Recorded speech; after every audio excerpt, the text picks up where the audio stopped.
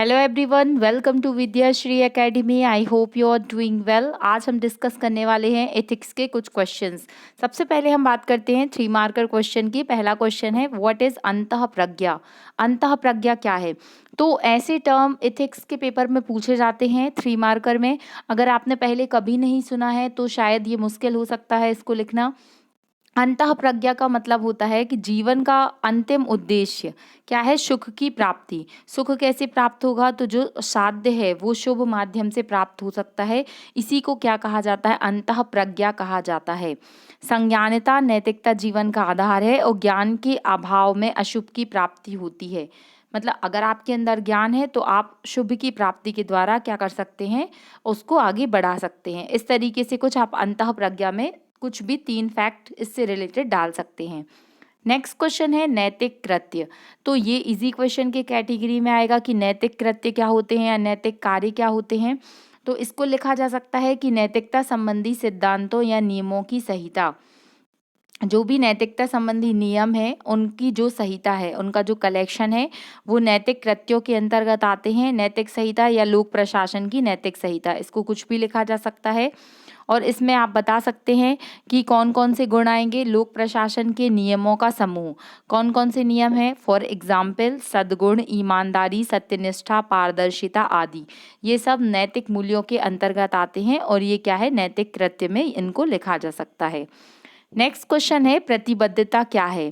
तो लोक प्रशासन का एक नैतिक गुण है। कभी कभी भी आपको ऐसे क्वेश्चन पूछे जाते हैं कि जैसे प्रतिबद्धता क्या है, ट्रांसपेरेंसी क्या है, ईमानदारी क्या है या सत्यनिष्ठा क्या है। तो आप अगर आपको कुछ भी समझ में नहीं आ रहा तो आप पहला फैक्ट लिख सकते हैं कि एक लोक प्रशासन का नैतिक गुण है।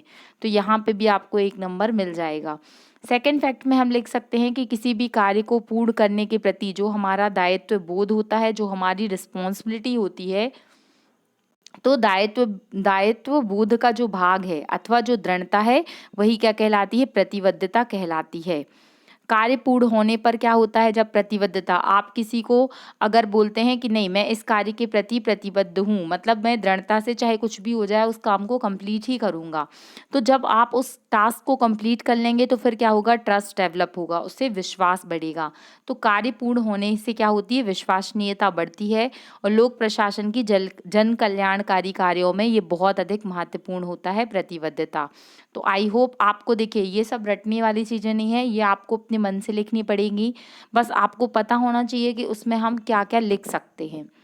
नेक्स्ट क्वेश्चन की बात करते हैं। बहुत ही अच्छा क्वेश्चन है ये कि वर्तमान समय में जो एडमिनिस्ट्रेशन है, लोक प्रशासन है, उसमें कौन कौन से नैतिक मुद्दे हैं, कौन कौन सी प्रॉब्लम्स हैं, समस्याएं हैं और इनकी समाप्ति में नैतिकता को आप किस तरीके से समाहित करके सॉल्व कर सकते हैं। तो ये क्वेश्चन कहीं भी आपको ऐसे बुक में नहीं मिलेगा कि आपको बुक में एक क्वेश्चन मिला है, उसका आंसर मिला है, आपने रट लिया और लिख दिया। इन क्वेश्चन को हमें थोड़ा एनालिटिकल वे में समझना पड़ेगा कि हमने जो एथिक्स पढ़ा है, जो एथिक्स के जो छोटी छोटी शब्दावली पढ़ी है, उसको यूज़ करके हम कैसे आंसर की फॉर्मेटिंग कर सकते हैं। हम आंसर की बात करते हैं तो हमें यहाँ पर इंट्रोडक्शन इस तरीके से बता सकते हैं कि वर्तमान समय में लोक प्रशासन में समस्याओं के स्वरूप में भ्रष्टाचार, सत्यनिष्ठा का अभाव, कार्य के प्रति उत्तरदायित्व और प्रतिबद्धता की कमी, जवाबदेहिता में कमी, संवेदनाओं का अभाव और लोक आचरण संहिता को उल्लंघित करने वाले अनेक मुद्दे हैं। तो हमने क्या है, हमने जो इंट्रोडक्शन अपना बनाया है आंसर का, वो क्वेश्चन से ही बनाया है। तो इससे जो चेक करने वाला है उसको ये समझ में आएगा कि नहीं आपको इसका क्वेश्चन का आंसर अच्छे से पता है। फिर सेकंड जो दिया है यहाँ पर कि क्या क्या समस्याएं हैं, तो लोक प्रशासन के समक्ष और अन्य क्या समस्याएं हो सकती हैं। मतलब भ्रष्टाचार, सत्यनिष्ठा का अभाव, ये तो है ही। इसके अलावा कौन कौन सी समस्या है? जैसे कि भाई भतीजावाद समस्या है, ट्रांसपेरेंसी नहीं है, तो पारदर्शिता का अभाव है। बहुत सारे घोटाले होते हैं, जैसे आपने 2G स्पेक्ट्रम घोटाला सुना होगा, कोल घोटाला, चारा घोटाला, भ्रष्टाचार, अनैतिकता को बढ़ावा। इस तरीके से एडमिनिस्ट्रेशन में बहुत सारी आपको समस्याएं देखने के लिए मिलेंगी, हमें उनको मेंशन करना पड़ेगा। फिर अधिकारों के प्रति सजगता और कर्तव्यनिष्ठा का क्या है? अभाव है। हमें अपने राइट्स नहीं पता है कि हमें कौन सी हमारी ड्यूटीज़ हैं और कौन से हमारे राइट्स हैं। हम अक्सर क्या करते हैं, राइट्स के लिए बोलते हैं कि नहीं ये हमारा अधिकार है, हमको चाहिए, बट जो हमारी फंडामेंटल ड्यूटीज़ हैं हम उनको भूल जाते हैं। तो उससे क्या होता है कि जो कर्तव्यनिष्ठा है उसमें कमी आती है।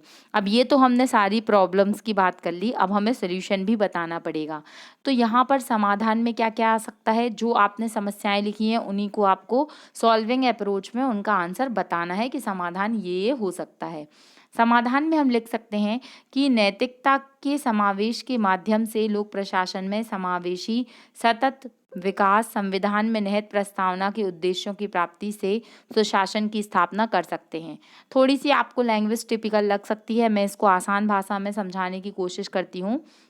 यहाँ पर हम समाधान ये बता रहे हैं कि नैतिकता, जो भी नैतिकता है जैसे कि ईमानदारी, सत्यनिष्ठा, उसके माध्यम से हम क्या कर सकते हैं, लोक प्रशासन में सतत विकास। सतत विकास क्या होता है, तो सस्टेनेबल डेवलपमेंट आप सभी जानते होंगे। सस्टेनेबल डेवलपमेंट के अंतर्गत क्या आता है कि जो भी हमारे पास रिसोर्स हैं हम उसका इस तरीके से यूज़ करें कि वो हमारी आगे आने वाली जनरेशन को भी यूज़फुल हो। तो संविधान में जो प्रस्तावना है उसके जो उद्देश्यों की प्राप्ति करने के लिए हम क्या कर सकते हैं, सुशासन की स्थापना कर सकते हैं। जैसे कि विधि के समक्ष समता, भेदभाव की समाप्ति आर्टिकल 17, गैर तरफदारी, सामाजिक बुराइयों से मुक्ति के लिए सरकारी नीतियों के उचित क्रियान्वयन से क्या कर सकते हैं, लोक प्रशासन के कार्यों में नैतिकता के समावेश को अपरिहार्य कर सकते हैं। तो इस तरीके से आपको बहुत अच्छे शब्दों का समावेश आपके आंसर में करना है। उससे क्या होगा कि उससे आपकी कॉपी जब चेक होगी तो वो दूसरे बच्चे से आपकी कॉपी को, ये जो शब्दावली है जैसे अपरिहार्य, ये बहुत सारे लोग यूज़ नहीं करेंगे। तो इस तरीके से हमको बहुत ही सार्थक और अच्छी शब्दावली का यूज़ करना है। लास्ट में हम इसको समराइज करके बता सकते हैं कि वर्तमान समय में कोविड-19 लोक प्रशासन जिस शिद्दत के साथ अपनी ड्यूटी का निर्वहन कर रहा है वह सराहनीय है। तो कहीं ना कहीं ये समस्या थी, एडमिनिस्ट्रेशन को भी बहुत सारी समस्याएं कोविड के दौरान देखने को मिली, लेकिन उसमें क्या है, नैतिकता के गुणों का समावेश करते हुए उन सारी प्रॉब्लम को सॉल्व किया गया। तो जो भी इस तरीके के क्वेश्चन आते हैं या इस तरीके की केस स्टडी आपसे पूछी जाती है तो उसमें आप करेंट एग्जाम्पल देकर, जैसे अभी हमने कोविड-19 का एग्जाम्पल दिया, या कोई और करेंट में कोई मुद्दा ऐसा रहा है जो आपको लग रहा है कि इस आंसर राइटिंग में हम यूज़ कर सकते हैं, तो आप उसको ऐड कर सकते हैं। आई होप आपको ये आंसर डेफिनेटली अच्छे से समझ में आ गया होगा।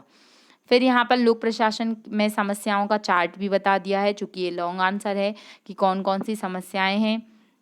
प्रशासनिक नैतिकता इन समस्त समस्याओं का निदान कर शक्तियों के दुरुपयोग पर क्या करता है, निर्बंधन लगाता है, मतलब कमी करता है।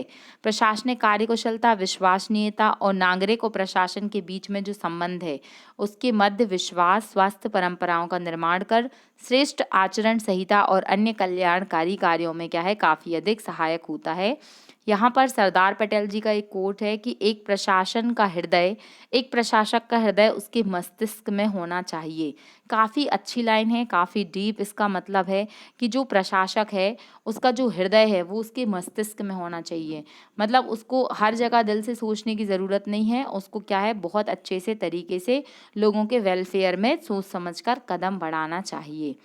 नेक्स्ट क्वेश्चन है कि नैतिकता समाज और मानव कल्याण में कैसे सहायक है। ये क्वेश्चन भी कोई रटने वाला क्वेश्चन नहीं है, आप अपने तरीके से इसका आंसर बता सकते हैं कि जो नैतिकता है वो समाज कल्याण में किस तरीके से सहायक है। तो नैतिक सिद्धांतों का समूह जिससे कि व्यक्ति अच्छे और बुरे का अंतर कर सकता है, चाहे वो करुणा हो, दया हो, ईमानदारी हो, सत्यनिष्ठा हो, जितने भी सारे नैतिक मूल्य हैं वो क्या करते हैं, वो हमें अच्छे और बुरे का अंतर उसी से समझ में आता है। तो नैतिकता क्या है, नैतिकता एक सामाजिक तत्व है, इससे समाज में क्या होता है, नैतिकता का स्तर बहुत अधिक महत्वपूर्ण होता है। और नैतिकता में नैतिक मूल्यों का समावेश होता है, जिसमें आपको नैतिक मूल्य बताने पड़ेंगे कि सत्यनिष्ठा, ईमानदारी, दया, करुणा, प्रेम, जवाबदेहिता, उत्तरदायित्व, ये सब किसके अंतर्गत आते हैं, नैतिकता के अंतर्गत आते हैं। फिर यहाँ पर बताया गया है ये फ्लो चार्ट के माध्यम से कि जैसे व्यक्ति है, व्यक्ति से परिवार, परिवार से समाज, समाज से राज्य और राज्य से राष्ट्र और फिर पूरा विश्व का निर्माण होता है। तो उसमें क्या है कि मानव मूल्यों का समावेश होता है, जिससे जन कल्याणकारी कार्यों में, शिक्षा, स्वास्थ्य, अन्य क्षेत्रों में क्या होती है, उन्नति का साधन नैतिकता बन पाती है। इस तरीके से आप ये बता सकते हैं। लास्ट में सुशासन और समावेशन को आधार बना के नैतिकता के माध्यम से जन कल्याण और समाज का कल्याण कहा जा सकता है। अतः नैतिकता समाज में मानव कल्याण के लिए काफ़ी अधिक महत्वपूर्ण है। तो ये एथिक्स के क्वेश्चन की 1-2 क्वेश्चन की फॉर्मेटिंग थी। आई होप आपको ये समझ में आ गया होगा। अभी कुछ दिन का गैप हो गया था, अब मैं कोशिश करूँगी कि हम अपनी क्लासेस को कंटिन्यू करें। Thank you so much, keep watching, please subscribe and share.